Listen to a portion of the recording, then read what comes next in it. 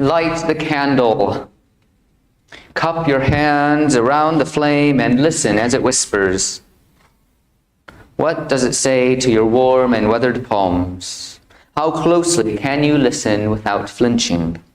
How quietly can you wait for the questions? Light the candle. Breathe against the flame and watch it ripple. Breathe your fears into it and let them burn into trails of empty gray. Let your air embrace the flame and do not snuff it out. Light the candle. Feel your bones melt like wax, all your hardest parts softening to the touch, all your sharp edges smoothing over. Sink into your stance, your seat, the earth. Let your body be held in the quiet. Light the candle. Fix your eyes on the center of the flame, the center of being. Look into the darkness at the heart of the light. Reach for the contemplative dark in your own heart, for the place where stillness sits, and do not shy away. Light the candle. Settle into the knowledge that this light is the same as all other lights burning in all other candles. Look through the flame into the places you have known and the places you have yet to see. Light the candle. Bring into being the flame that bore us all.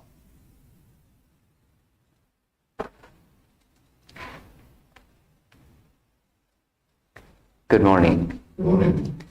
We light our candle with the words of Jess Reynolds, and I'm grateful for your presence here today, those in person, those watching and listening online, as we mark another Transgender Day of Remembrance, where we acknowledge all the lives lost across the globe due to transphobic violence over the past 12 months, and hold in our hearts those gone by in years past. It's a chance for us to commit to some of those deepest core values of our faith, acknowledging the inherent worth and dignity of all people.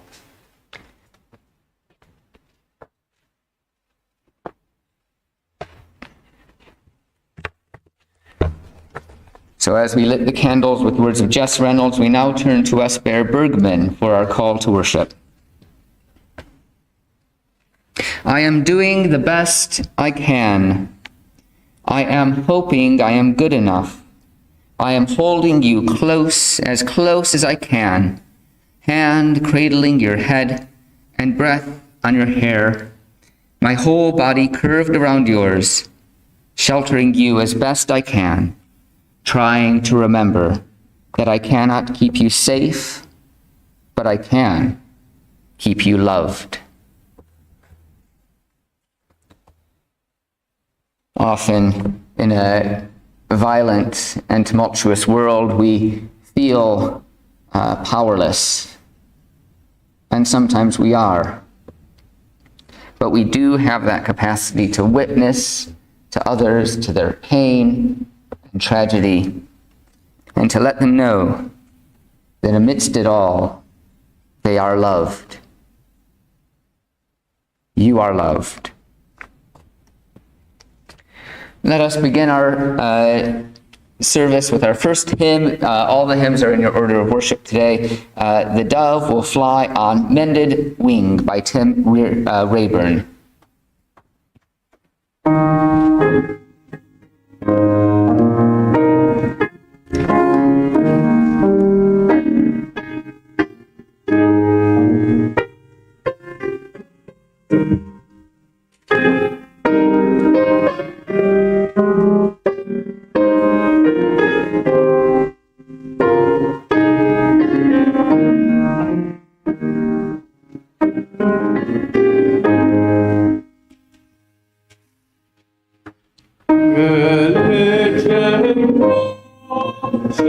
Creed and race, each human spirit and each face, we celebrate, we dance and sing, the talents here, each one might bring.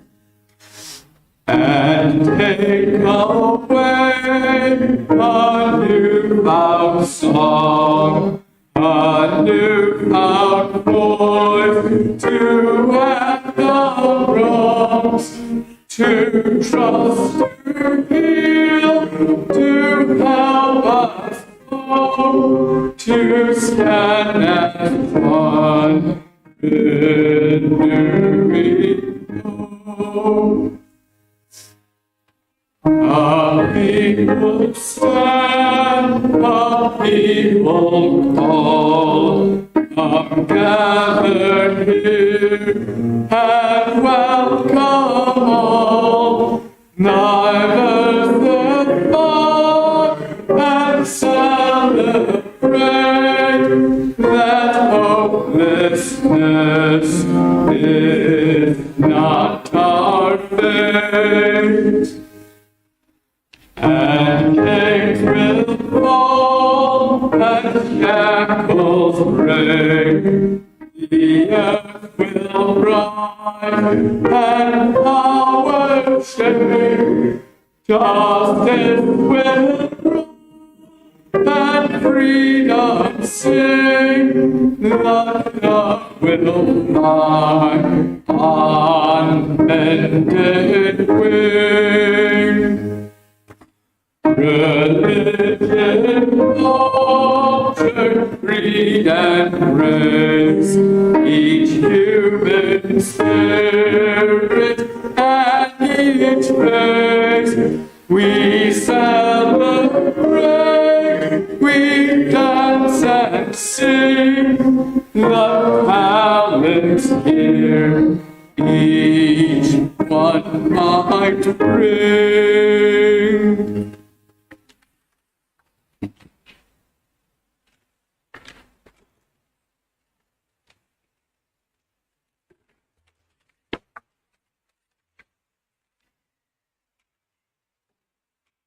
We are here today to acknowledge those lives lost to transphobic violence, to those people in the past year and before, known and unknown, who were victims of hatred, bigotry, and systemic oppression. In opposition to this worldview, we are here to affirm the inherent worth and dignity of all people, recognizing that no one should be mistreated because of their gender identity or expression. We are here to ensure that those who have died have not died in vain. Their legacy, their stories, and their lives must be carried on inside of us. We are here to ensure that love conquers all, to celebrate the wide diversity of all creation, that the world is not a monoculture stifled by static convention. We answer that call to acknowledge, to affirm, to celebrate.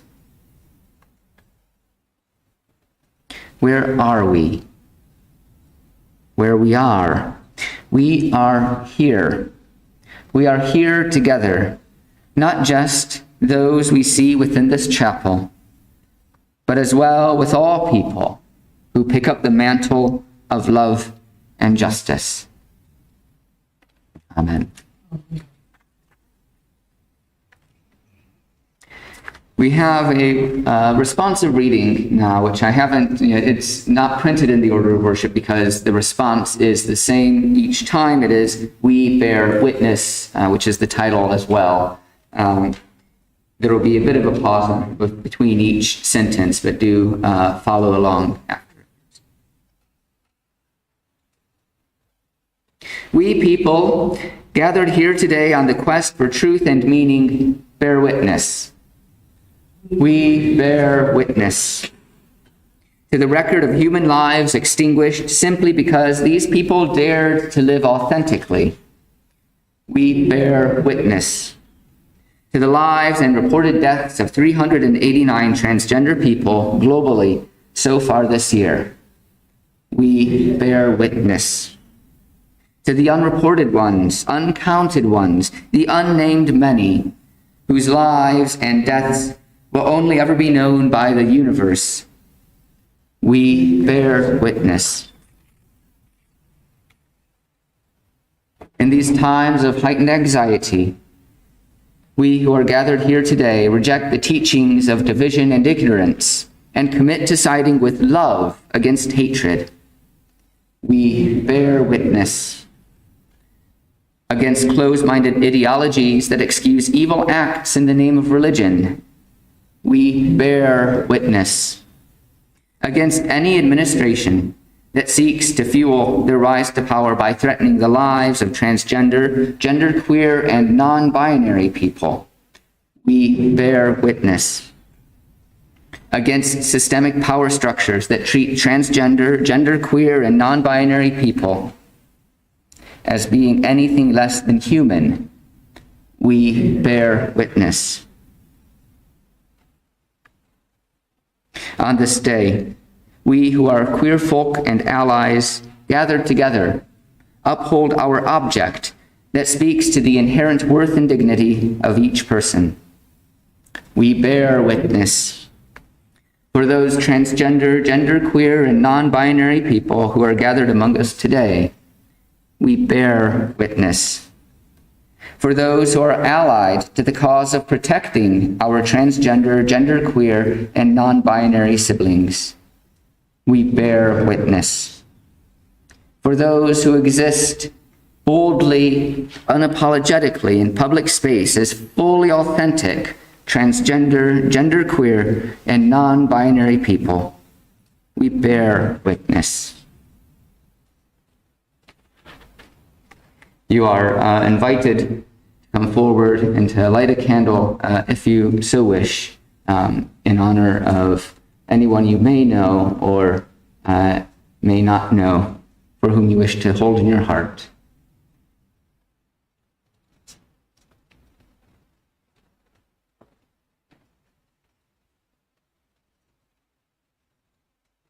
For all those unknown.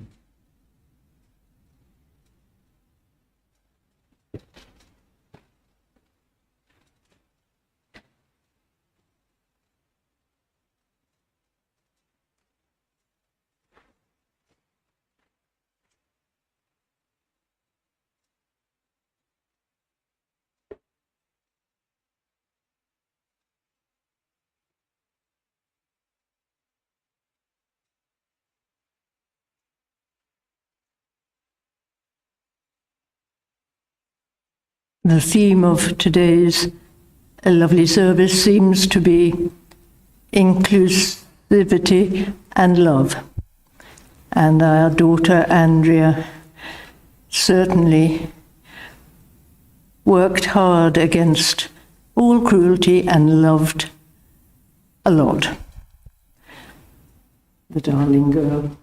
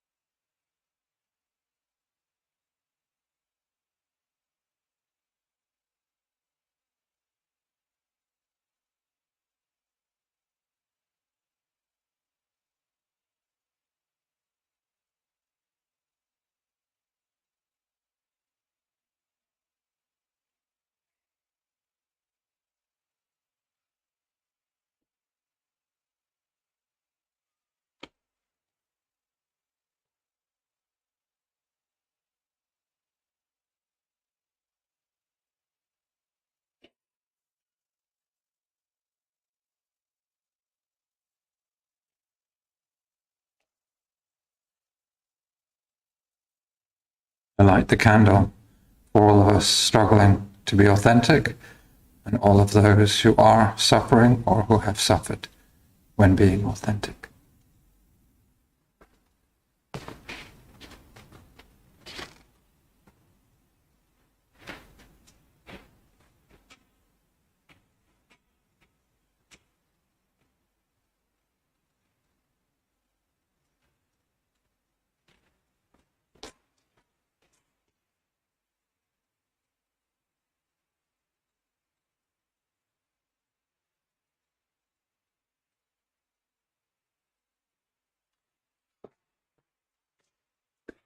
It's a candle for my friend Claire, who's been celebrating being able to access gender-confirming surgery recently, which has been a very long wait for something that can be so life-saving.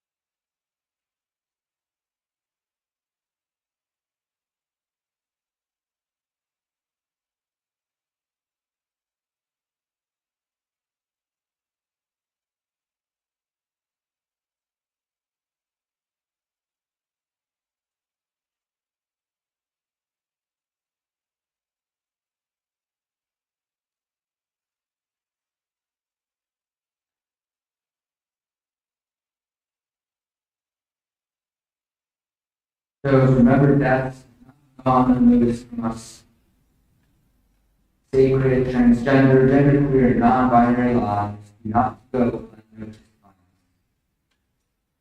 We bear witness.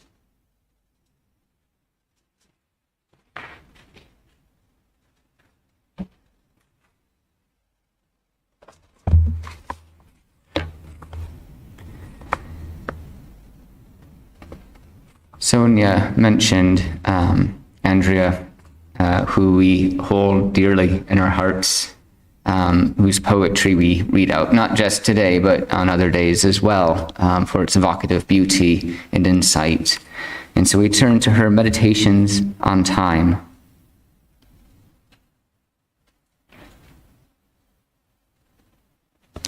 They say the past is dead and buried, each moment hallowed for a single use only in the structure of the whole. Blink and you miss it. Each dark chapter of the past consigned full-faced to the dustbin of history or filed away till Judgment Day. But so many times in life, the shadows of the past do resurrect it, as if from nowhere they rear their head. What's further, if we merely rearrange the tables and the chairs, who will dispute? We'll be reliving ancient affairs over again. How I write off dim memories, well and ill as picture postcard snaps, that once pulsing life which did augur of the future slipped between my fingers in the crumbling sands of time, such that I can no longer distinguish what's real and what's illusion.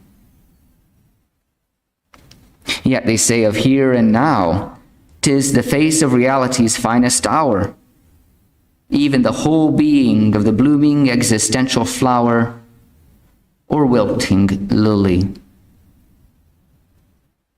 Yet 'tis recurrently the case, the present has an emptiness, while I try muster faith that the manna of life past will spin again around the carousel to bring us face to face again. But just as plausible that centrifugal forces will fling my vital sustenance hurtling thither into the bowels of deepest, darkest outer space. Meditations on Time by Andrea Waddle.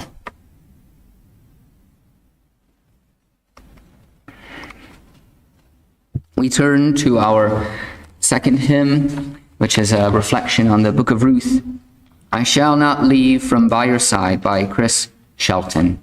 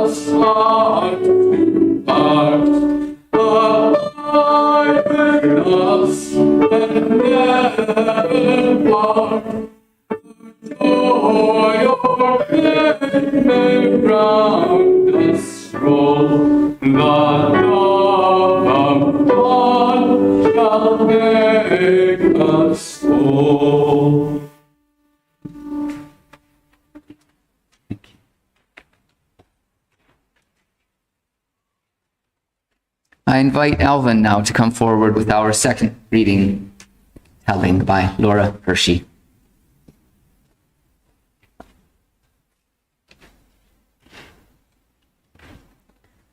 Sorry. What you risk telling your story. You will bore them. Your voice will break. Your ink spill and stain your coat. No one will understand. Their eyes become fences.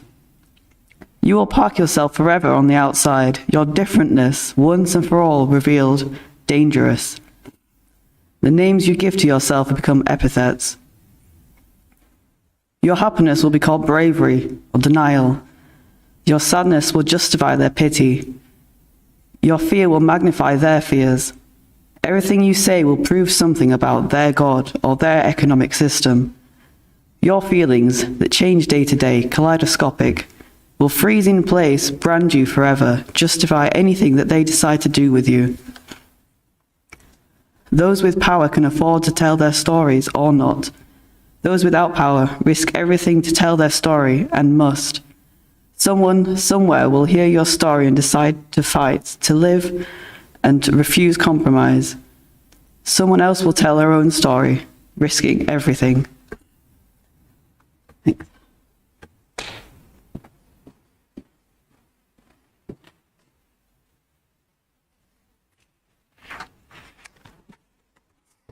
Thank you, Alvin.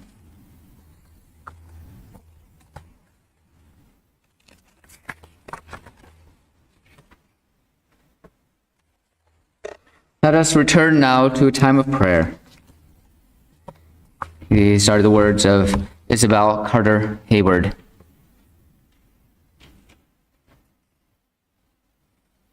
We are not automatic lovers of self, others, world, or God. Love does not just happen. We are not love machines, puppets on the strings of a deity called love. Love is a choice, not simply or necessarily a rational choice, but rather a willingness to be present to others without pretense or guile. Love is a conversion to humanity, a willingness to participate with others in the healing of a broken world and broken lives.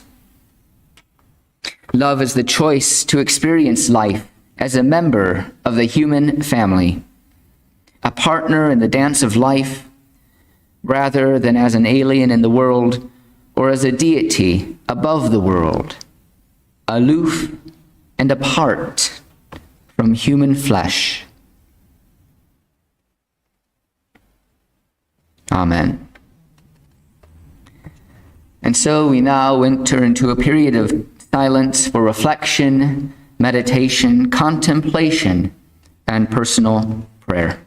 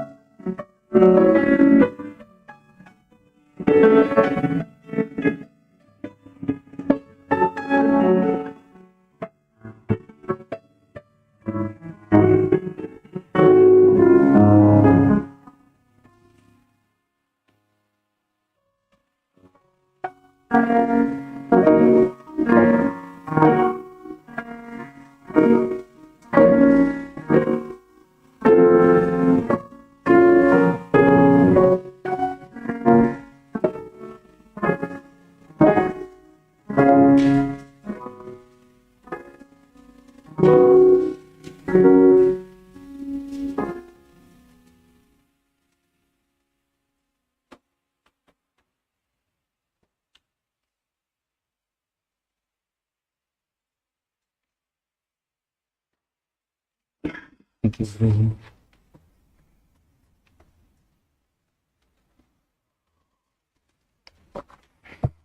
turn now to our next hymn, Dan Widham's Blessed Be the Holy Other. Blessed be the Holy Other, who has loved and lost and grieved.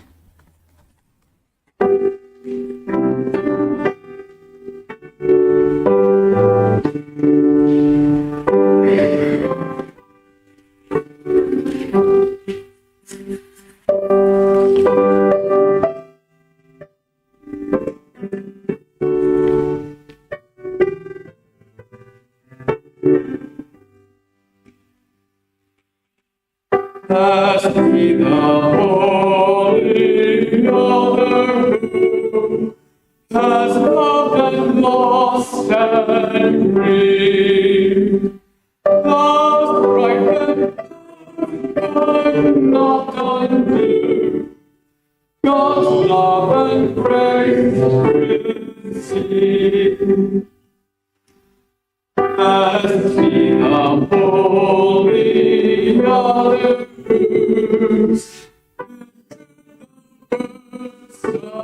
all the ignorant and continue that would deny their call. Blessed be the Holy Other, when the Church has done and grown. God made us not just men to belong. Blessed be the Holy Other now, whose sacred word we know, who teach us where and when and how God's telling us to go.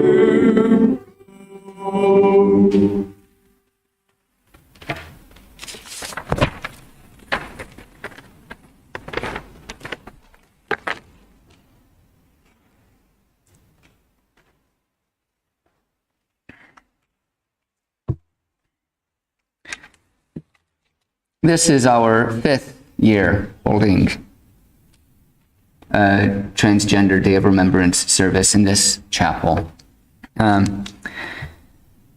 It took me a bit aback when I discovered that a colleague had written to a number of ministers asking for sort of information because they wanted to hold a service, and I said, "Oh well, I'll see what I can find." And because I knew we had done it obviously in the past, and I just it hadn't hit me sort of what 5 years worth of reflection would entail. And I'm eternally grateful to Robin and Sonia for proposing this 5 years ago. A lot has changed in that time. I can think of that as well in terms of my own self. A sense of feeling a bit more educated, reading up on material. It was a huge shock, that first service. I recall learning about sort of gender dysmorphia and the sort of legal and medical challenges that transgender people face. So I feel like I have encountered more on that side, more on the elements of the history, though I still definitely have a long way to go. And as much knowledge as I might acquire and place within my brain, there is always the gap of my own lived experience, which tells its own story, but is decidedly not a transgender story. The more I engage with the material in a strange way, the more I am aware of my cisness, of my residing without the challenge of the experience of how I feel inside and how I present on the outside. I understand with fluidity that might change, but for now, I do not see that as a challenge that I possess. And as such, I consider it a privilege in that sense of something that is detached and can lead to a separation if I am not careful. So there's been a lot of changes for myself in my education. Our church as well has learned a lot, has changed a lot in those 5 years. We have finally got the new flags up on the door, just in time for a new flag with the intersex symbol to be becoming a bit more sort of standard. So we'll hold on to our pride, progress, and trans flag for the time being.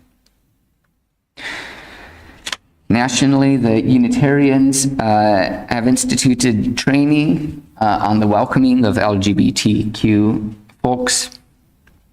And the largest news, I suppose, for us in the past year has been the motion affirming transgender rights, particularly the right to self-identification at this past General Assembly. So our church as well, both individually and collectively, has made steps forward, and steps, I hope, in a more loving and compassionate direction. Which leads then to, of course, the third segment of change, and that's society's change. And here, things are a bit more uncertain. There is risks of steps back. We see the encroachment of far-right political activism, very organized, very leaning towards fascist elements, which challenge at the outset trans lives, and then further will imperil all people. Anyone who seeks to be gender non-conforming but still might hold on to how they were defined at birth will be at risk. And it feels, and up until recently, I spent quite a bit of time on Twitter, which is its own sort of ecosystem, but it had felt that 2015 was called the year of trans visibility, when people such as Laverne Cox stepped, sort of into the limelight with Orange is the New Black, when other TV programs like Transparent and conversations about sort of trans voices in the media was really amplified and was really brought forward, and seemed like a year of hope and promise and possibility. And at times that feels very far away now.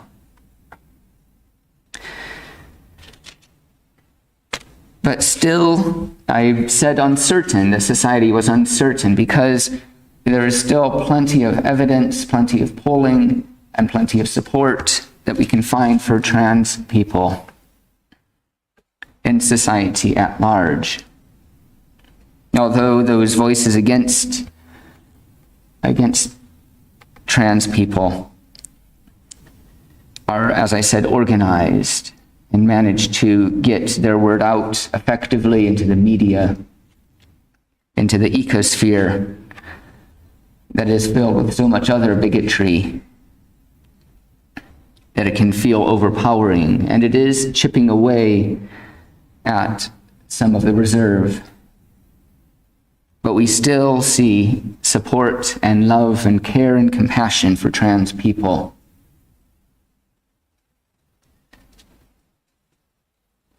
So I have changed a lot in 5 years. Our chapel has moved forward in 5 years, and society still at times feels as if it's on a precipice, though might be healthier than we acknowledge as well. So those are the things that have changed. But what remains the same? As always, the inherent worth and dignity of all people, that remains the same. That unwavering commitment to our individuals here in the city and beyond, as well as our capacity to engage with one another in conversation, to challenge ourselves, to learn new material,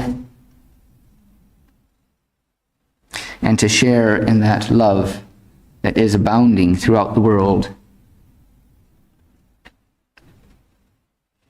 If we seek it, we will find it. We will find that love.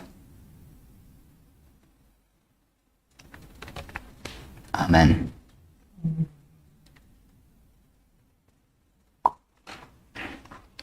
A few notices before we sing our final hymn. Next week is our Advent and Toy service. So we have a shared meal afterwards. Please do sign up for that and let us know what you're bringing, as well as what dietary requirements you might have, so we can make sure that everyone is cared and catered for. And that's, of course, next Sunday. We collect toys as well as food for the Wood Street Mission, which goes to children, at this sort of Christmas time, to make sure that their Christmases are merry and bright.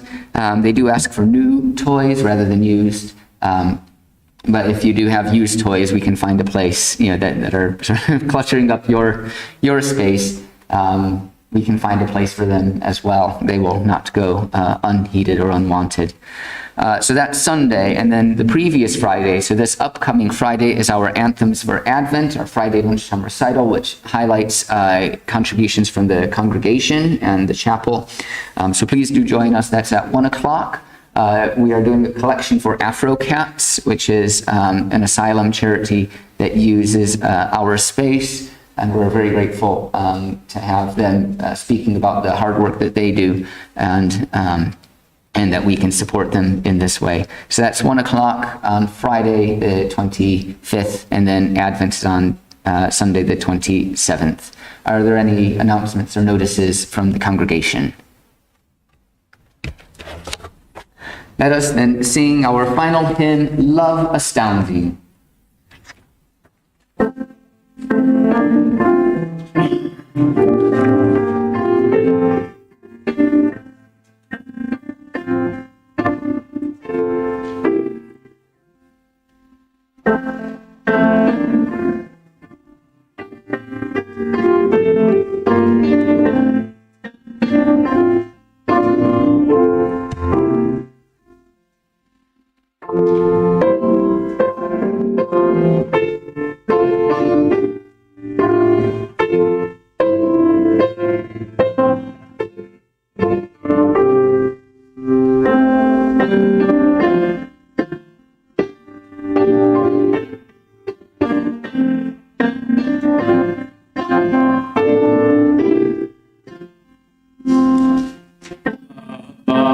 Sounding, love confounding, limits fearful by the host of renewing, not pursuing every heart until it knows love transforming, yielding goodness. Love abiding, gentle grace, love's endurance, love's assurance, love's consoling, strong embrace. Love receiving, love believing, we rejoice with thanks and song. Faith regaining, hope proclaiming, love has taught us we belong, safe within love's tender keeping, safe from the persistent call. Love's defending, love's unending, love of God enfolding all. Thank you, Ruin, for the music. Thank you, Joe, for the IT. Alvin, for the reading. Do we have anyone to help with the tea and coffee? Thank you, Anne, for the tea and coffee that we are about to enjoy. And thank you to all of you for creating and sharing worship today. I forgot one notice, which is that the Manchester's Transgender service is tonight at 5:15 in Sackville Gardens, so we hope you can join us there. We close with the words of Natalie Wynn. Real acceptance has to be built on real understanding. Amen.